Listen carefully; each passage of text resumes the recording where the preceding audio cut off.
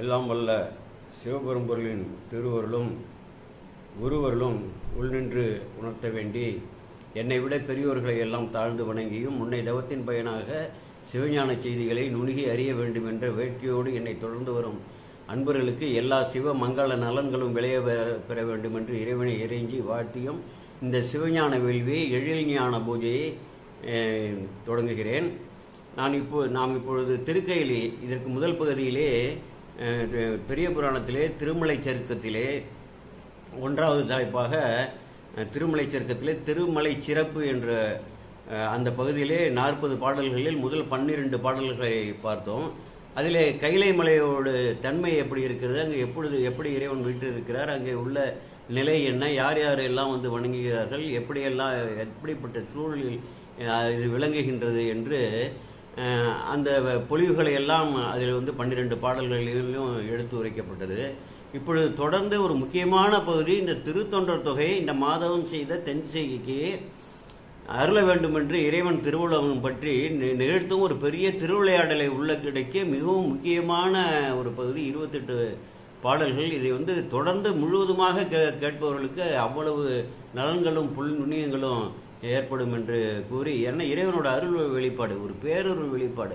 அதனால தான் இன்றைக்கி இந்த பெரிய புராணத்தை நாம் வந்து இன்று போற்றி பரவி விரித்துரைத்து அகமகிழ்ந்து இறைவன் அருளுக்கு ஆளாகிறோம் என்றால் அப்படிப்பட்ட ஒரு திருப்புமுனையாக சிவபெருமான் அருள் இந்த தென் திசைக்கு கிடைக்க ஏதுவாக அமைந்த அற்புதமான ஒரு பகுதி. இப்பொழுது அந்த திருக்கையிலை பற்றி நாம் முழுவதுமாக விவரித்து விட்டோம். அந்த திருக்கையிலையில் தாழ்வரையெல்லாம் இருக்குது. அது எவ்வளோ பெரிய மலை இது, அது என்ன சொல்கிறாங்க, இந்த சுற்றி வர போகக்கூடிய பாதையே 30 கிலோமீட்டர் சுற்றளவு இருக்குங்க. நமக்கு பார்க்கும்போது சிறு பொம்மை போல, சிறு உருண்டை போல, ஒரு மலர் போல, வெண்மலர் போல சிவப்பும் வண்ணமும் வெண்வண்ணமும் கலந்த ஒரு பனிவரை போல தோன்றுகிறதை ஒழிய அந்த சுற்றுப்பாதையே 30 கிலோமீட்டர் இருக்கும் என்று சொன்னார்கள். அந்த அளவுக்கு ஒரு சுற்றளவு இருக்கும் என்று சொல் கேள்விதான், நான் பார்த்ததில்லை. அப்படிப்பட்ட அந்த தாழ்வரையிலெல்லாம் அங்கே பல முனிவர்கள்லாம் அங்கே யோகிகள்லாம் இருப்பார்கள். எல்லோரும் அங்கே போய் நிறந்திருப்பார்கள். இப்போ திருமூலர் என்ன அவருடைய சுய வரலாற்றிலே அவரே என்னோடு சேர்த்து 8 மாமுனிவர்கள் அங்கே இருந்ததாக அவரே பகிர்கிறார் என்றால் அப்போ எவ்வளோ பெரிய ஒரு புண்ணியமான ஒரு பகுதி என்று பார்ப்போம். அன்னதன்னா இங்கே திருக்கையிலையின் திரு தாழ்வரையின் இடத்து இன்ன தன்மையன் என்றறியா சிவன் தன்னையே உணர்ந்து ஆர்வம் தழைக்கின்றான் உன்னரும் சீர் உபமன்யு முனின்னு முதல் பாடல், அதாவது இது 13வது பாடலாக இருக்குது. அன்னதன் தாழ்வரைன்னா அந்த கைலை மலையின் இப்படி வந்து போற்றி பரவப்பட்ட அந்த பொலிவுகளை எல்லாம், கைலை மலையோட பொலிவுகளை எல்லாம் எடுத்து சொன்னோமே, அப்படிப்பட்ட அண்ணல் வீற்றிருக்கப்பட்டிருக்கக்கூடிய அந்த திருக்கைலை மலையின் தாழ்வரையின் கீழ் இன்ன தன்மையன் என்றறியா சிவன், சாமியோட தன்மையை யார் அறிய முடியும்? இன்ன தன்மையன் என்ன அறிவோன்னா எம்மானே எளிவந்த பிராணின்னு அவர் சொன்னார் இல்லையா சுந்தரமூர்த்தி சாமிகள். பரசுபாணியர் பாடல் வீணையர் பட்டணத்துறை பல்லவனை சேர்த்து அரசு பேணி நின்றார், இவர் தன்மை அறிவார் யார்? தன்மை பிறர் அறியா சிவன். அப்படிப்பட்ட பெருமான் இன்ன தன்மையன் என்றறியா சிவன் தன்னையே உண்ணி ஆர்வம் தழைக்கின்றான் உன்னரும் சேர் உபமன்யுமுனி. அந்த இறைவனையே நினைந்து மனசுல உயிரறிவில் வந்து திளைக்கக்கூடியவன் அவர் யாருன்னா உன்னரும் சேர்னா அவருடைய பெருமைகளை நாம் வந்து விவரித்து கூறவே முடியாது. அப்படிப்பட்ட பெருமைகளை எல்லாம் பெற்ற உபமன்யுமுனி யாருன்னா வியாக்கிரபாதர் என்று புலிக்கால் முனிவர் இருக்கிற அவருடைய மகன். பாலுக்கு பாலகன் வேண்டி எழுதிட பார்க்கடல் நீந்த பிரான் மாலுக்கு சக்கரம் அன்றில் செய்தவன் மன்னியதில்லை தன்னுள்னு அந்த பாடல் பாடுகிறோமே. அதில் வந்து பாலுக்கு பார்க்கடல் வேண்டி இந்த உபமன்யு முனி தான் அழுதார். அவருக்காக இறைவன் என்ன பண்ணாரு, ஒரு லிட்டர் பால் 1/2 லிட்டர் பாலாக கொடுப்பாரு, பார்க்கடலே போ என்று சொல்லி அப்படிப்பட்ட ஒரு வரலாறு. அப்படிப்பட்ட பெருமைக்கு உரியவர் இந்த தவசீலர், இந்த உபமன்யு முனி. சாதாரண முனிவர் கிடையாது. இறைவனை தவிர அவருக்கு யாருக்குமே தெரியாது, சிவத்தை தவிர அவருக்கு யாருமே தெரியாது, அவர் சிந்தையில எதுவுமே கிடையாது. அப்படிப்பட்ட சாக்கிர அதீத நிலையில் உள்ள அந்த முனி தன்னையே இன்ன தன்மையை நின்றறியா சிவன் தன்னையே உணர்ந்து ஆர்வம் தழைக்கின்றான் உன்னரும் சேர்னா அவருடைய பெருமைகளே சொல்ல முடியாது. அப்படிப்பட்ட உபமன்யு முனி அவர் யாருன்னு அப்புறம் சொல்றாரு. யாதவன் துவரைக்கு இரையாகிய மாதவன் முடிமேல் அடி வைத்தவன். யாதவனாகிய துவரைக்கு இரையாகிய அந்த மாதவன் இருக்கிறாரே, துவாரகையில் வந்து பள்ளி கொண்டிருக்கிறாரே, அந்த துவாரகையில் உள்ள அந்த கண்ணனுக்கு திருவடி தீட்சை கொடுத்தவரப்பா. இதுக்கு மேலே நம்ம என்ன பெருமை சொல்ல முடியும்? யாதவன் துவரைக்கு இரையாகிய மாதவன் முடிமேல் அடி வைத்தவன் பூதநாதன் பொருவரும் தொண்டினருக்கு ஆதி அந்தம் இல்லாமை அடைந்தவன். பூதநாதனாகிய பூதங்களுடைய, நம்மெல்லாம் பூதம்தான், நம்ம சாதாரண பூதம். அங்கெல்லாம் இருக்கிறது வந்து சிவபூதங்கள். முன்னவே தவம் செய்து அந்த இறைவனோடு அருகே இருக்கக்கூடிய அந்த நிலையை அடைந்த பூதங்கள். பூதநாதன் பூதங்களுக்கெல்லாம் தலைவரானா இந்த உயிர் வர்க்கத்திற்கு, இறைவனை தவிர சிவத்தை தவிர மீது எல்லாமே உயிர் வர்க்கம் தானே.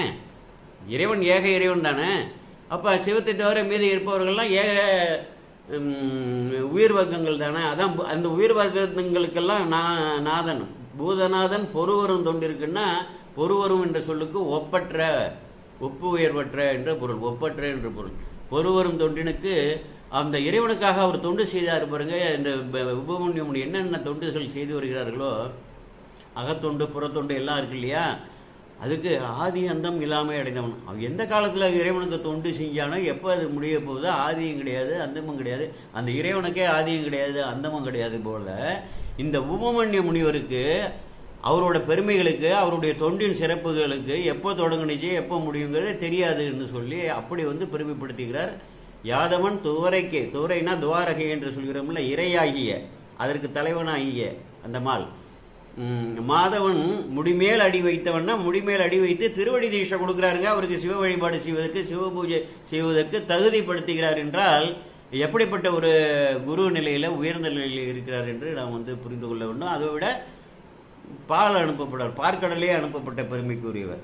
அத்தர் தந்த அருள்பால் கடல் உண்டு. அடுத்த பாடல் பாருங்க, இதுல வந்து 15வது பாடல். அத்தர் தந்த, அத்தராகிய சிவபெருமான் தந்த அருள்பால் கடல். என்ன கடல்? பார்க்கடல் சாதாரண கடலா? அருட்பால் கடல்ல உண்டு. சித்தமார்ந்து தெவிட்டி வளர்ந்தவன். சித்தமார்ந்துன்னா சித்தத்தில் வந்து திளைக்க, ஆறுதல்னா திளைத்தல்னு அர்த்தம். இதை விட வந்து திளைத்தலுக்கு என்ன இருக்கு? ஒரு அமுதமாக அந்த பார்க்கடலை கொடுத்துருப்பாரு சிவபெருமானே. இந்த பார்க்கடல் அனுப்புனாருன்னா, அந்த பார்க்கடல் உலகத்தில் அமுதம்னா வந்து மிகவும் சிறப்புன்னு சொல்றாங்களே, தேனாய் இன்னும் முகமாய் சித்திக்கும் சிவபெருமான்னு சொல்றாரு.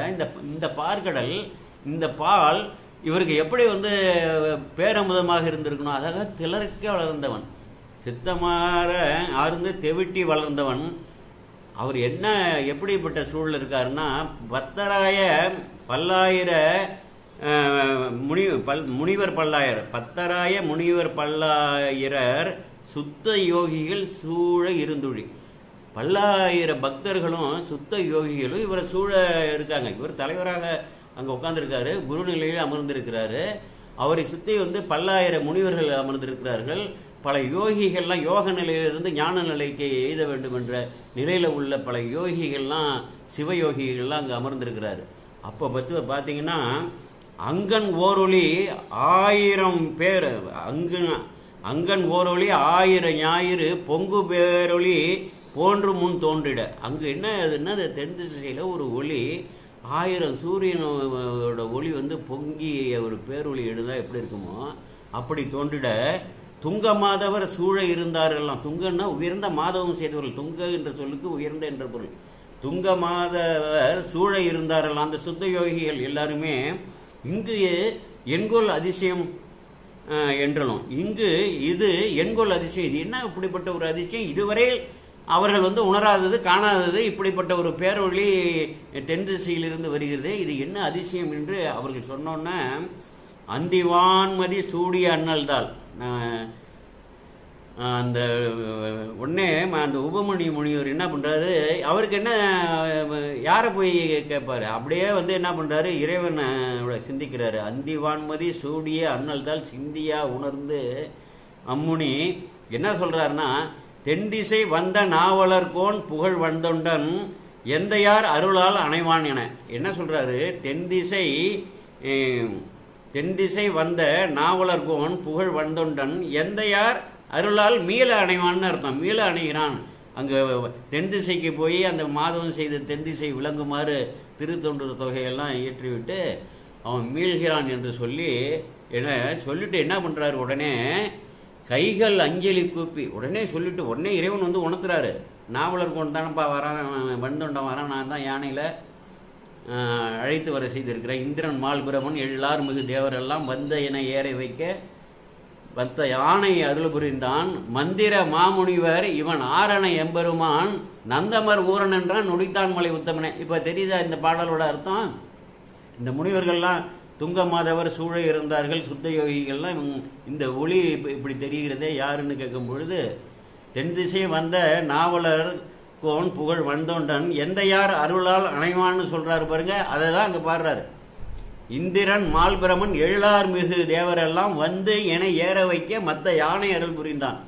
மந்திர மாமுனிவராகிய ஊமுனிவர் இவன் யாரென நம்பெருமான் நந்தமர் ஊரன் என்றான். என்னுடைய தோழன் ஊரன் வரான்ப்பா என்று சொன்னான்னு சொல்றாருன்னா, அந்த எப்படிப்பட்ட ஒரு அற்புதமான.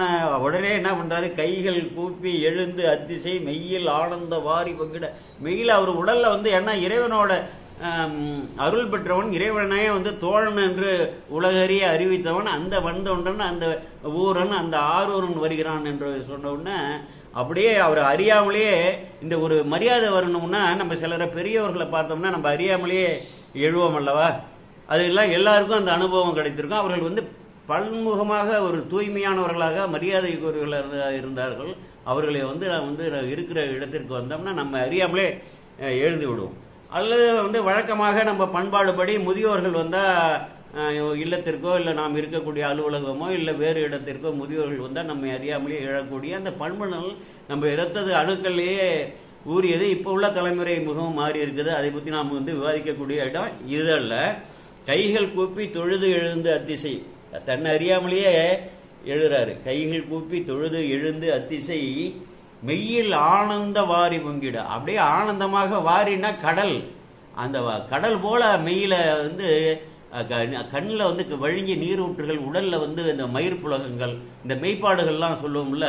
ஒரு திடீர்னு ஒரு பெரிய ஒரு செய்தியை வந்து நமக்கு கிடைத்ததுன்னா, அப்படிப்பட்ட வந்தொண்டன் வராருன்னொன்னே ஆரூரோட சிறப்பை நான் வந்து புரிந்து கொள்ள வேண்டும். அவர் சாதாரணமாக இல்லை, இங்கே வந்து உலகில் இல்லறத்தை வந்து நடத்துவது தவறு இல்லை என்று பல செய்திகளை ஞானங்களை உணர்த்துவதற்காக இறைவனால் அங்கே அனுப்பப்பட்டவர். அப்போ மெய்யில் ஆனந்தவாரி விட செய்ய நீள்செடை மாமுனி, செய்யனா சிவந்த நீள்செடை மாமுனி செல்வழி ஐயம் நீங்க வினவுவர் அந்தனர். அந்த சூழ இருந்த அந்தனர்கள்லாம் அவர்களுக்கு ஒரு சந்தேகம் வந்துடுது. என்னடா இவர் வந்து சிவனை தவிர யாரையுமே வணங்கி நாம் வந்து பார்த்ததில்லையே, கையை இவர் கூப்பியதே இல்லையே, இப்படி வந்து யாரோ ஒரு பேரொளி வருகிறது, அவரை வந்து வந்தொண்டன்னு சொல்றாரு, எந்த யார் அருளால் அணைவான்னு சொன்னாரு, சொல்லிவிட்டு எழுந்து கைகள் வந்து அஞ்சலி கூப்பி உச்சியில வந்து கையை தூக்கி அஞ்சலி செய்து அந்த திசையை நோக்கி போறாரு என்று சொல்லி இவர்களுக்கு ஒரு ஐயப்பாடு வந்து விடுகிறது. அங்கே இருந்த துங்க மாதவர்கள் அந்த சுத்த யோகிகள்லாம் சூழ்ந்திருந்தார்கள் அல்லவா, அவர்களுக்கெல்லாம் ஒரு ஐயப்பாடு வந்துவிடுது. இது இயல்பு தானே. கேட்குறாங்க, சம்புவின் அடித்த தாமரை போதலால் எம்பிரான் இறைஞ்சீர் எகுதியன். சம்புன்னா நம்ம சிவபெருமான், சம்புவின் அடி தாமரை போதலால் எம்பிரான் இறைஞ்சீர், நீங்க போற்றி பரவ மாட்டீர்களே, வணங்க மாட்டீர்களே, அஞ்சலி கூப்பி வணங்க மாட்டீர்களே, இது என்ன நிகழ்கிறது இங்கே, எங்களுக்கெல்லாம் ஒரே ஆச்சரியமாக இருக்கிறது என்று அங்கு வினவுகிறார். என் என அவர் சொல்றாரு, தம்பிரானை தன் உள்ளம் தழியவன். பாருங்க, தம்பிரானை தன் உள்ளம் தழியவன் நம்பிரான் நான் வணங்கும் தன்மை என்கிறாரு. இது வந்து பெரிய இந்த சுந்தரமூர்த்தி சாமிகள் வரலாற்றில் முன்னதாக இங்கே வந்து இந்த வரலாறு முன் வரலாறாக இருக்கிறது. பாருங்க, தம்பிரானை தன் உள்ளம் தழியவன், தம்பிரானாகி நான் வந்து வணங்குகிறேனே தம்பிரானே சம்புவை, அந்த இறைவனை முழுவதுமாக தன்னோட உயிரறிவில் தழுவி வேறு எதற்குமே இடமில்லாமல் வைத்திருக்கக்கூடியவன்.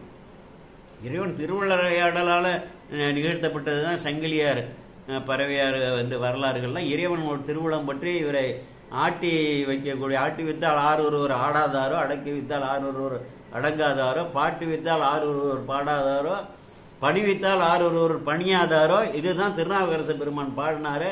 இந்த சுந்தரமூர்த்தி சாமி வரலாறுகளுக்காக தான் அவர் முன்னதாகவே பாடியிருக்காரு. இறைவனால் ஆட்டி வைக்கப்பட்டார், ஆடினார், அவ்வளவுதான். அப்ப தம்பிரானே தன் உள்ளம் தழியவன் எம்பிரான் நம்பி ஆரூரன் நாம் தொழும் தன்மையன். தம்பிரானை தன் உள்ளம் தழியவன் யாரு? நம்பி ஆரூரன் நாம் தொழும் தன்மையான்.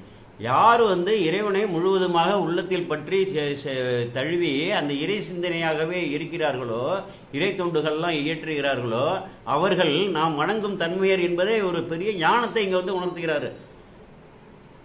அப்படி சொல்றாரு என்று கூற அவர்கள்லாம் இப்படி சொன்ன உடனே அவங்கெல்லாம் அதிசயப்பட்டு ஆச்சரியப்பட்டு வியந்து அவரிடம் இறைஞ்சுகிறார்கள். மேலும் கேட்கிறார்கள், வென்ற பேரொழியார் செய்யும் இப்படிப்பட்ட வெற்றிக்கு உரிய பேரொழி பிழம்பாக வரக்கூடிய செய்த விழுத்தவன் அந்த மேலான தழவன் நன்கு கேட்க விரும்பும் நசையன். தங்கள் வாயிலாக அவருடைய தவத்தின் சிறப்பை, அவருடைய வரலாற்று சிறப்பை நன்று கேட்க நாங்கள் நசைனா விருப்பம்னு விரும்பும் நசையினும் இன்று எமக்கு உரை செய்து அருள்க. இன்று தாங்கள் எங்களுக்கு அவருடைய பெருமையை உரை செய்து அருள்க என்று சொன்ன உடனே அப்போ அந்த நிகழ்வை பாருங்க. அப்படியே என்ன நிகழ்ந்தது? வந்தொண்டர் அந்த திரு ஆரூரர் நம்பியாரூரர் இந்த பூமிக்கு வரும் முன்பு கமலணி அணிந்திது என்பவர்கள் பூமிக்கு சங்கிலியாராக பறவையாராகவும் சங்கிலியாகவும் வரும் முன்பு அங்கே கையிலையிலே என்ன நிகழ்ந்தது என்ற ஒரு வரலாற்றை, யாரும் அறியாத ஒரு வரலாற்றை அப்படியே சிந்தித்து இப்பொழுது உபமுனி முனிவர் நமக்கு இங்கே படைக்கிறார். உள்ள மன்னம் முனிவன் உரை செய்வான். என்ன நிகழ்ந்ததோ அந்த வரலாற்றிலே எதுவுமே விடுபடாமல் உள்ளது உள்ளபடி முனிவராகிய அந்த உபமுனி முனிவர் அந்த துங்க மாதவர்கள் சுத்த யோகி எல்லாம் சூழ்ந்திருக்கார்கள், அவர்களெல்லாம் அமர வைத்து இவர் இப்போ சொல்ல தொடங்குகிறார். உரை செய்வான். வெள்ள நீர்ச்சடை மெய்ப்பொருளாகிய வெள்ள நீர்ச்சடை நீர் கங்கையை அணிந்திருக்கக்கூடிய சடாமுடியை உடைய மெய்ப்பொருளாகிய வள்ளலாகிய தம்பிரான் எம்பிரான் அவர் சாத்தக்கூடிய எம்பிரான் மெய்ப்பொருளாகிய வள்ளல் சாத்தும் மதுமலர் மாலையும் தேனிறைந்த மாலைகளையும் அள்ளும் நீரும் திருநீர் அணிந்து கொள்வார்களே அதையும் அணிந்து எடுத்துக்கொண்டு பக்கத்துலேயே இருப்பான். மாலையை அவருக்கு சூடி தேனிறைந்த மலர் மாலைகளை எல்லாம் அவருக்கு சூடி அவர் அலங்கரித்துன்னு அப்படி வச்சுங்களேன். சிவபெருமானுக்கு என்னென்ன அலங்காரம், எப்படி ஞானசம்பந்த பெருமானுக்கு அங்கே உள்ள மறையோர்கள்லாம் அலங்காரம் செய்தார்களோ, வந்தொண்டருக்கு செய்தார்களோ, அதே போல் இங்கே அணுகி பக்கத்திலே இருந்து அவருக்கு என்னென்ன செய்ய வேண்டுமோ என்னென்ன புனைய வேண்டுமோ சொல்லி மாலைகளை எல்லாம் சாத்தி அவர் பூசுவதற்கான நீரையும் ஏந்தி இருக்கக்கூடிய எப்படிப்பட்ட ஒரு பெயர் பாருங்க. இந்த அகில அண்டங்களையும் அனைத்து அண்டங்களையும் ஆளக்கூடிய அப்படிப்பட்ட ஒரு இறைவனுக்கு இப்படி ஒரு தொண்டு செய்யக்கூடிய ஒரு வாய்ப்பு கிடைக்குதுன்னா இதை விட என்ன இருக்கு? வெள்ள நீர்ச்சடை மெய்ப்பொருளாகிய வள்ளல் சாத்தும் மதுமலர் மாலையும் அல்லும் நீரும் எடுத்து அணிவான் உள்ளன். அவன் பேர் என்ன தெரியுமா? அன்னவன் பெயர் ஆளாள சுந்தரன் முன்னம் ஆங்கு ஒரு நாள் முதல்வன் தனக்கு. அன்னவன் பெயர் ஆளாள சுந்தரன் சொல்லி முடிச்சிடுறாரு. அடுத்தது ஒரு நிகழ்ச்சியை சொல்ல போறார். முன்னம் ஆங்கு ஒரு நாள் முதல்வன் தனக்கு இன்னமாம் எனும் நாள் மலர் கொய்திட, என்னென்ன வகையான அன்றளர்ந்த மலர்களை எல்லாம் கொய்திட துண்ணினான் நந்தவன சூழலில். அங்கே நந்தவன சூழலில் போய் சென்று சேர்ந்தான். இறைவனுக்காக மதுமலர் மாலையை தொடுப்பதற்காக தேனெறிந்த பூக்களை எல்லாம் எடுப்பதற்காக நந்தவன சூழலில் அங்கு ஒரு நாள் எழுதினான் இல்லையா?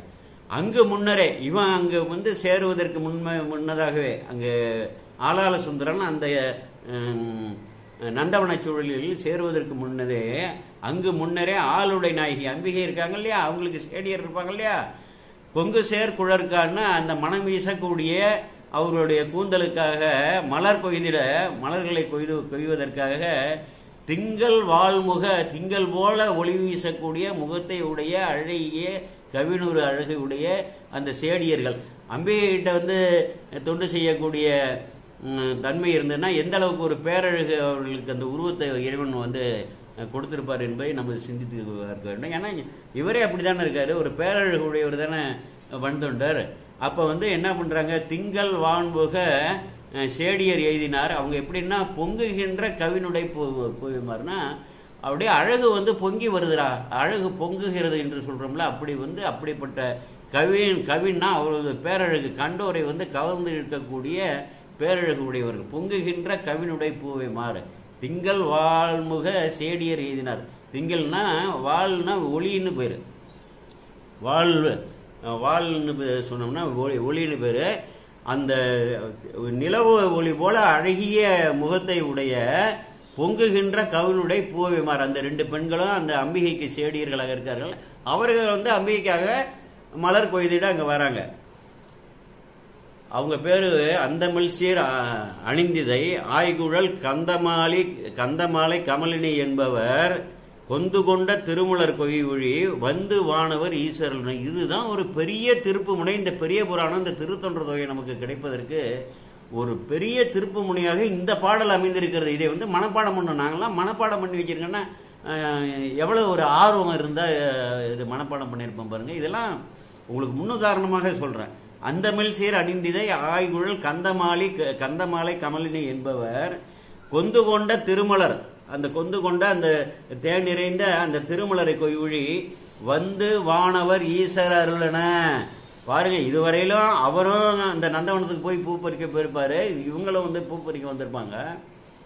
அவர் பாட்டு அவரோட பணியை செய்து முழுவதும் இறைவனையே நிறைத்தவர், யோக நிலையில் உள்ளவர். அவருக்கு புற உலகம் தெரியாது. இந்த பெண்களும் அந்த நிலையில் உள்ளவர்களாக இருப்பாங்க. அதனால் இவர்களுக்கு புறவர்களுக்கு தெரியாது. அங்கே ஈசனோட அருள் திருவிளையாடல் பாருங்க. வந்து வானவர் ஈசர், வானவர்களுக்கெல்லாம் ஈசனாக இருக்கக்கூடிய நம்முடைய சிவபெருமானோட திருவுருள் வந்து இங்கே ஒரு விளையாட்டை வந்து ஏற்படுகிறது. மாதவம் செய்த தென் திசை வாழ்ந்திட. எவ்வளவு பெரிய கருணை பாருங்க. அந்த தென் திசை இருக்க பாருங்க. இது மாதவம் செய்த அவ்வளவு முன்னோர்கள், மறையோர்கள், சிவாச்சாரியர்கள், சிவ நெறியில வந்து அந்த பல்வேறு குலத்தவர்கள்லாம் செய்த இந்த திருத்தொண்டுகள் இல்லையா சிவபெருமானுக்கு. இந்த வழி வழிபாடுகள், வணக்கங்கள், அர்ச்சனைகள், பூசைகள், வேத நெறியிலிருந்து வழுவாத வேத விதிமுறைகளெல்லாம் வழுவாது நிலை நின்றவர்கள், அறத்தில் தலை நின்றவர்கள். அப்படிப்பட்ட சிவபெருமானை ஏக இறை என்ற சிந்தையில் வந்து உயர்ந்து அதை நிலைநிறுத்தியவர்கள். அப்படிப்பட்ட மாதவம் செய்த பெரியோர்கள் வாழ்ந்த இந்த தென் திசை, மாதவம் செய் தென் திசை வாழ்ந்திட தீதிலா திரு தொண்டர் தொகை தர போதுவார் அவர் மனம் மேல் மனம் போக்கிட காதல் மாதரும் காட்சியில் கண்டினார். பாருங்க, எப்படிப்பட்ட ஒரு திருப்பமுனையை சிவபெருமான் இந்த மாதவம் செய்த தென் திசையை வாழ்ந்திடுவதற்காக ஒரு திருத்தொண்டர் தொகையை வகுத்து கொடுக்க அவர்களை பார்க்க வைத்து அவர்கள் மேலே ஒரு நொடி பொழுது ஒரு ஈர்ப்பு, அவ்வளவுதான்.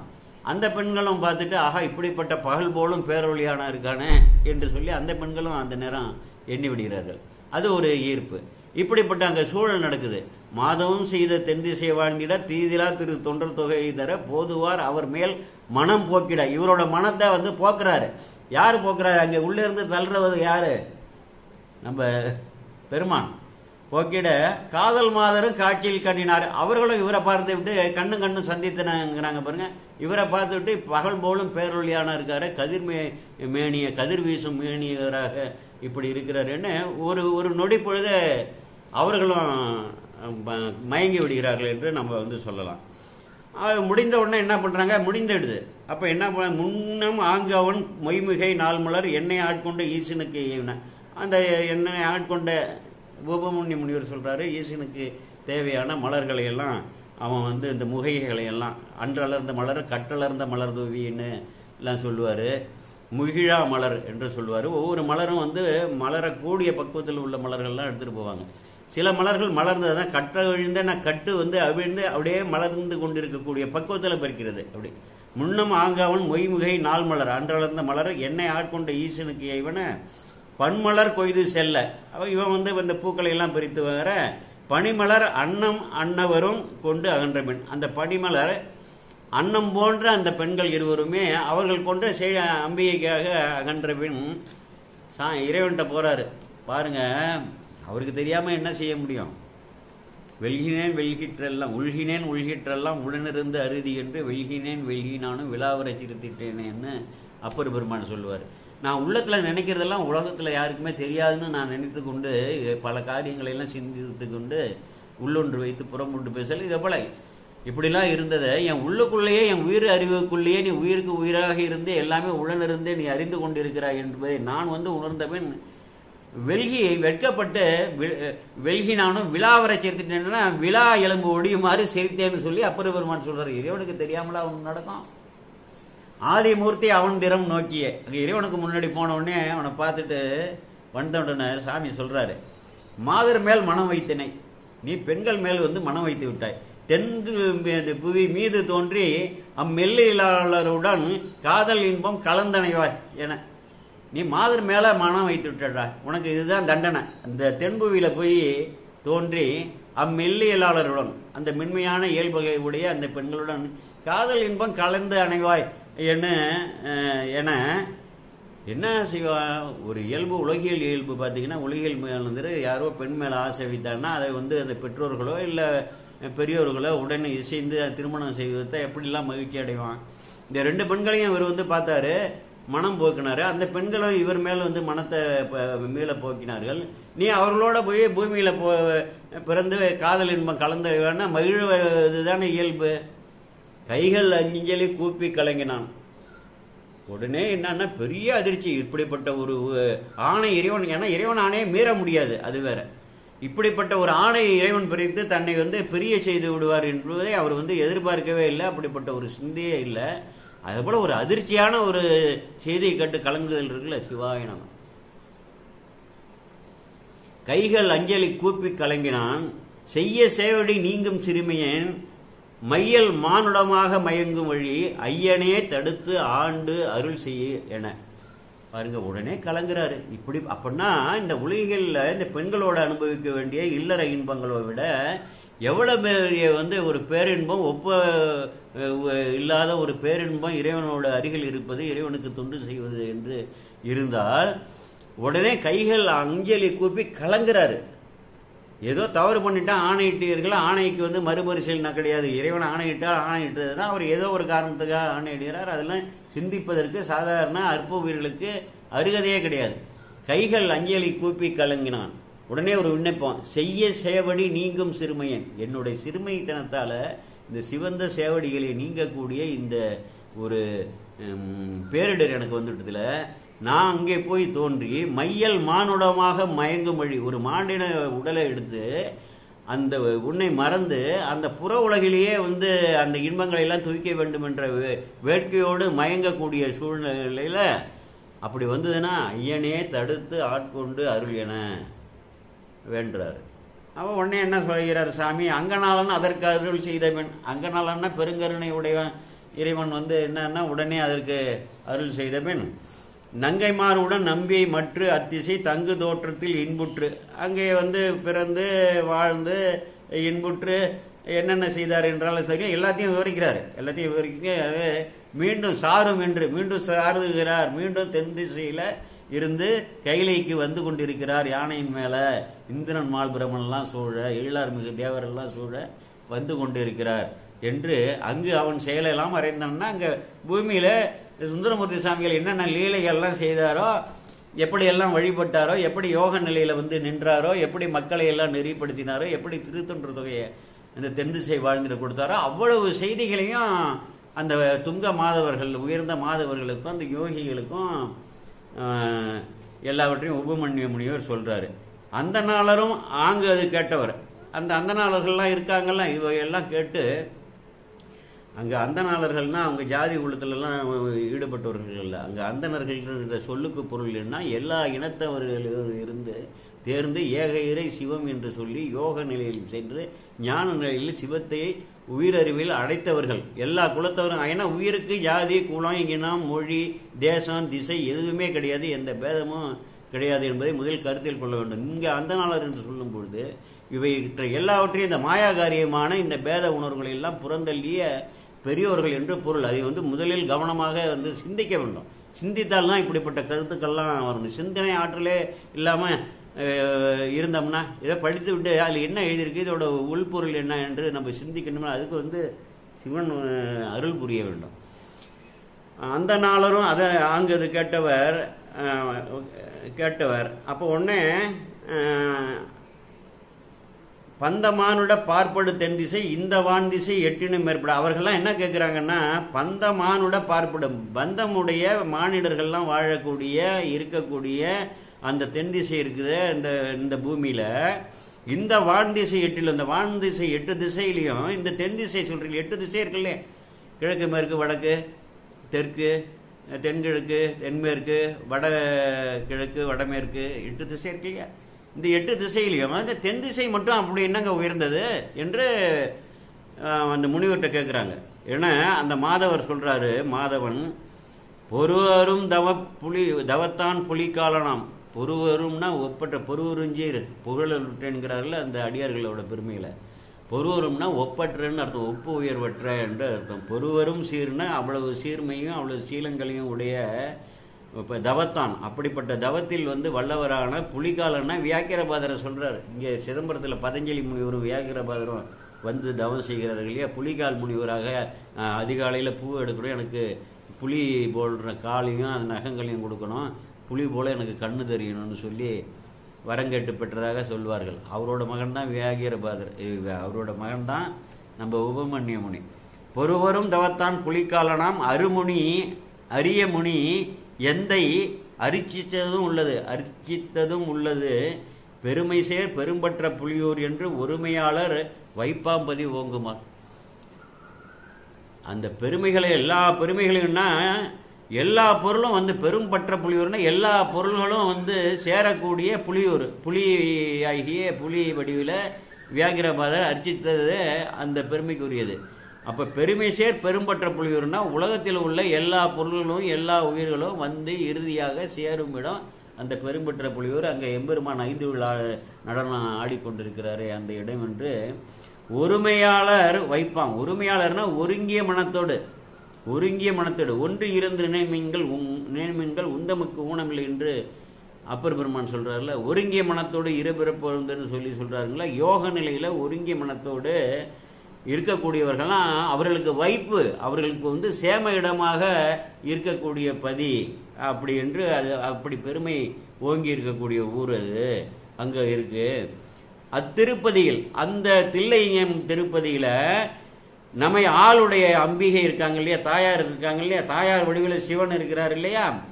நம்மை ஆளுடைய மெய்தவ கொடின்னா உண்மையாக தவம் செய்து இறைவனை வேண்டுகிறார்கள் இல்லையா. கொடி போல்வாராகிய அந்த அம்மா காண விருப்புடன் அத்தன் நீடிய அவர்கள் காணும்படியாக நம்மை ஆளுடைய அம்மையாகிய தவக்கொடியாகிய அம்பிகையை காணும்படியாக அத்தன் நமது அத்தனாகிய சிவபெருமான் அம்பலத்து நீடிய அம்பலத்து. எப்போ அந்த அம்பலம் அங்கே வந்து தோன்றுதுன்னு தெரியாது, அதுக்கு முடிவே கிடையாது. உலகம் இருக்கிற வரையிலும் இருக்கும்.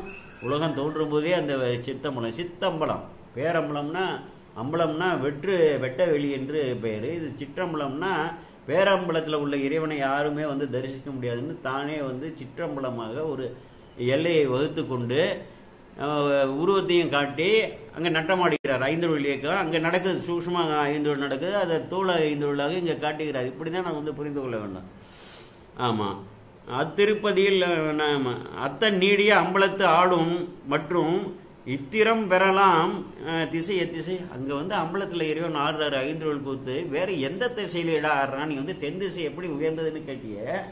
தில்லை அம்பலத்தில் நம்ம ஆளுடைய நாயகியாகிய தவக்கொடியாகிய அம்பிகை காணுமாறு இந்த 5 கூத்து இந்த உயிர்களாகிய நம்மளை கரையேற்றும் பொருட்டு இந்த 5 கூற்றை இடையறாது ஆற்றுகிறாரே. அப்படிப்பட்ட பெருமைக்கு உரிய சிற்றம்பலம் இருக்கிறது, வேறு எந்த திசையிலடா இருக்கிறது என்று வினவுகிறார். அடுத்தது, பூதம் யாவையும் உள்ளலர் போதென வேதம் மூலம் வெளிப்பட்டு இந்த பூதங்களை எல்லாம் உள்ள மலர் போல உள்ள இருக்கிறாராம். அந்த உயிர்கள்லாம் இருக்குது பார்த்தீங்களா, அந்த உயிர்களோட உள்ளத்திலெல்லாம் தாமரை மலர் போல் அங்கே உள்ளத்தில் இருக்காராம். எப்படின்னா வேதம் மூலம்னா ஓங்கார வடிவில் வந்து அங்கே சாமி இருக்கார்.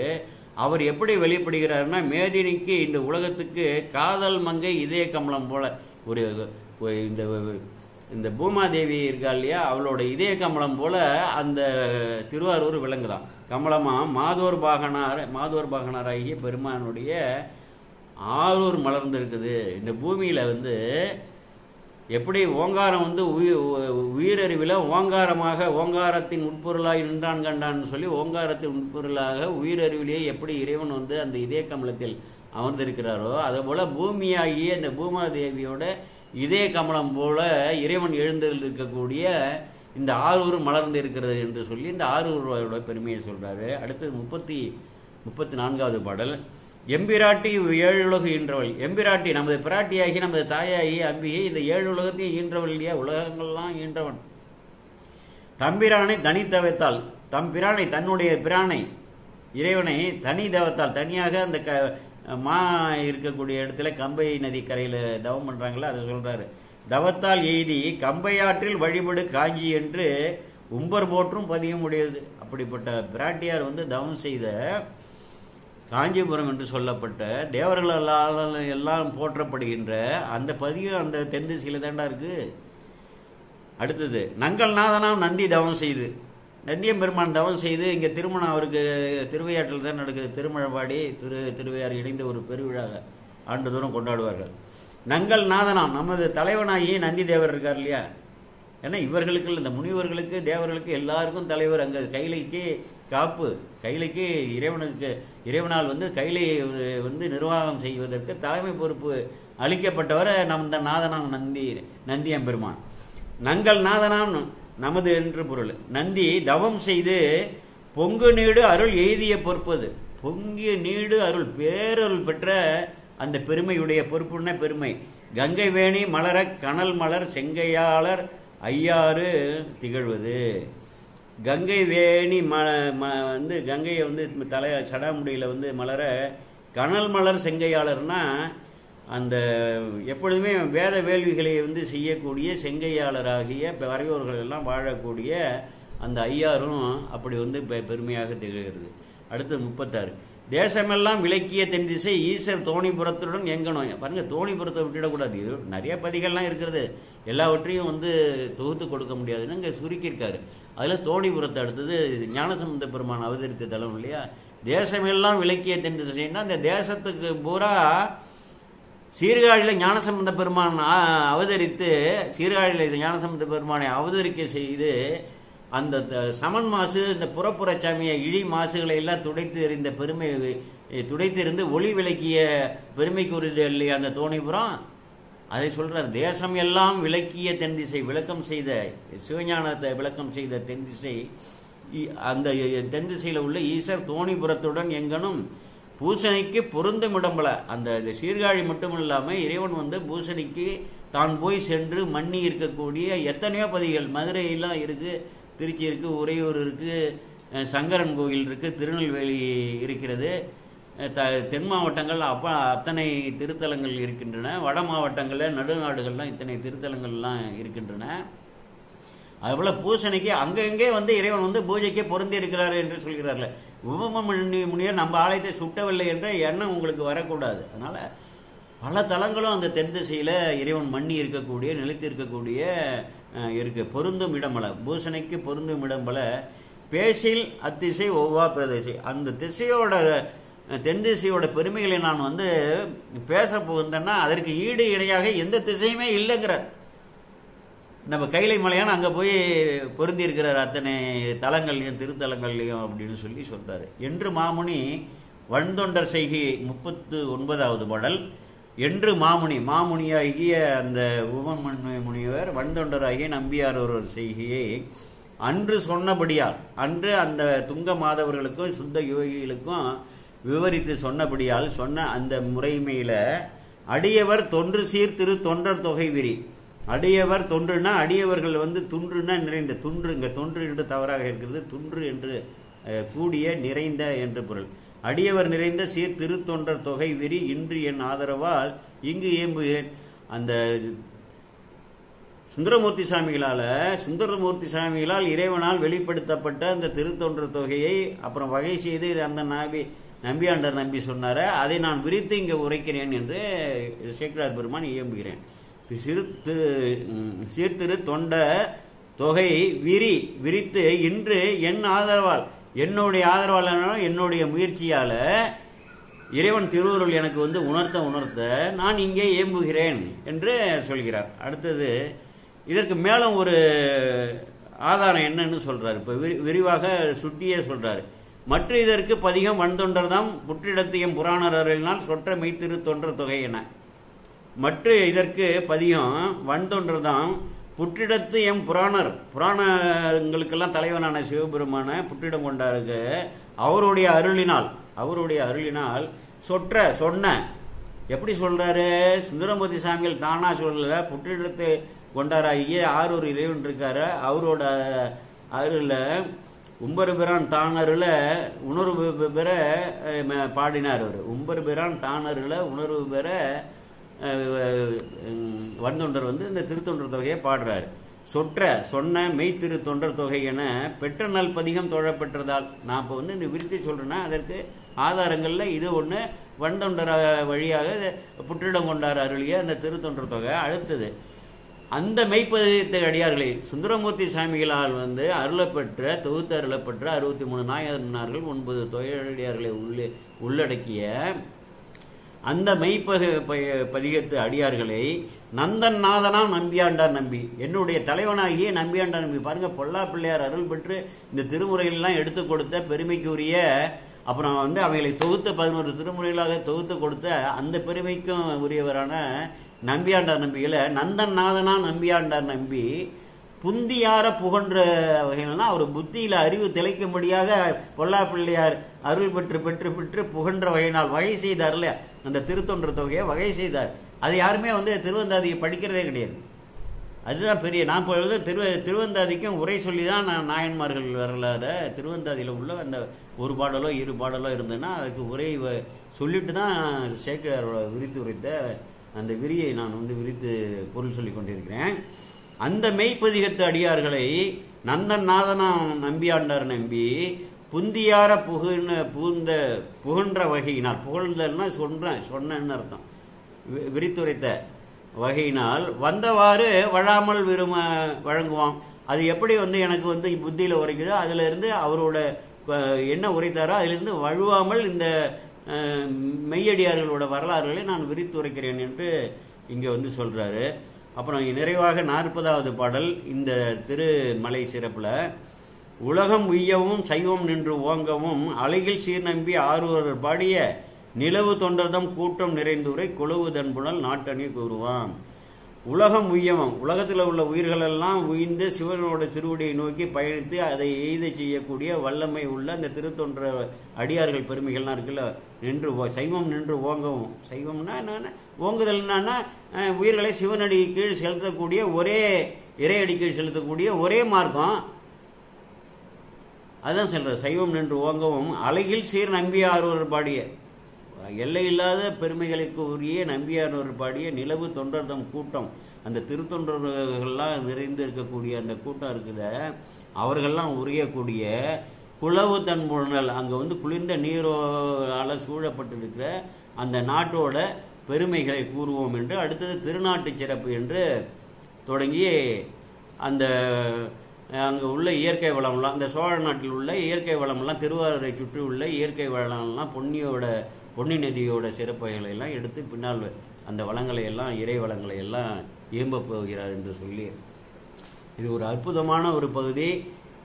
இந்த திருத்தொண்டர் தொகை நமக்கு வந்து கிடைத்த வரலாறும் சேக்கிழார் பெருமான் இதை விவரித்து நமக்கு இன்றைக்கு பெரிய புராணமாக கொடுத்திருக்காரு என்றால் இதற்கெல்லாம் வித்தாக ஒரு திருப்பு முனையாக தான் அங்கே வந்து அந்த காட்சி அப்படி நடந்தது. அப்படிப்பட்ட ஒரு அருள் இறைவனோட திருவுருள் கூடுனதால தான் அவர் வந்து சுந்தரமூர்த்தி சாமிகள் யோக நிலையில் சிவத்தையும் இருத்தவர் அந்த பெண்களை வந்து பார்த்து ஒரு நொடித்துகள் அளவு ஒரு மயக்கவும், அந்த பெண்களும் அப்படி அந்த காட்சியில் வந்து மயங்கவும், இப்படிப்பட்ட ஒரு திருவிளையாடலை இறைவன் செய்து நமக்கு இந்த பெருமை மிக்க நமக்கு வாழ்வளிக்கக்கூடிய இந்த திருத்தொண்டர் தொகையையும் திருத்தொண்டர் வகையையும் திருத்தொண்டர் விரியாகி இந்த பெரிய புராணத்தையும் நமக்கு அருளியுள்ளார் என்று இறைவனோட அருட்கொடையாக சேக்கிழார் பெருமான் வழியாக நமக்கு இதை அருளி இருக்கிறார். இதை வந்து போற்றி நுணுகி ஆய்ந்து கற்றுக்கொண்டால் இதைவிட வந்து ஒரு உயிரை செம்மப்படுத்திய நூலே கிடையாது. என்னுடைய அனுபவத்தில் சொல்றேன். எல்லா நூல்கள்லையும் உள்ள திரண்ட கருத்துக்களை எல்லாம் சொல்லி ஒரு மனிதனானவன் இந்த உலகத்தில் பிறந்தவன் எப்படி வாழ வேண்டும், எப்படி இறைவனை நோக்கி பயணிக்க வேண்டும் என்ற ஒரு பெரிய ஞானத்தை வழங்கக்கூடிய நூல். இதற்காக வந்து ஒரு நாளைக்கு 1 மணி நேரம் இறைவனுக்காக கொடுங்க. 17 மணி நேரம் விழித்து கொண்டிருக்கிறீர்கள், 18 மணி விழித்து கொண்டிருக்கிறீர்கள். 1 மணி நேரம் இந்த இறைவனுக்காக கொடுக்கக்கூடாது. 15 மணி நேரத்தில் நீங்கள் வாழ்ந்து கொள்ளுங்கள். 1 மணி நேரம் இறைவனுக்காக கொடுக்கக்கூடாது. சிந்தித்து பார்க்க வேண்டும். இறைவன் கொடையாக கொடுத்திருக்கிறார் இந்த வாழ்வை. வாய்த்தது நமக்கு ஈதொரு பிறவி மதித்திடும் என்கிறார். அடுத்தது இந்த மனித பிறவி எப்ப கிடைக்கும்னே தெரியாது. மனித பிறவி கிடைக்குமா, வேடனா பொறுப்புமா, விலங்கா பொறுப்புமா, இல்லை பிறக்காமல் வந்து ஃப்ரீசரில் வச்சது மாதிரி கல் போல் கிடப்போமா பல்லாயிரம் ஆண்டுகள்? எதுவுமே தெரியாது, அந்த ஈசனுக்கு தான் தெரியும்.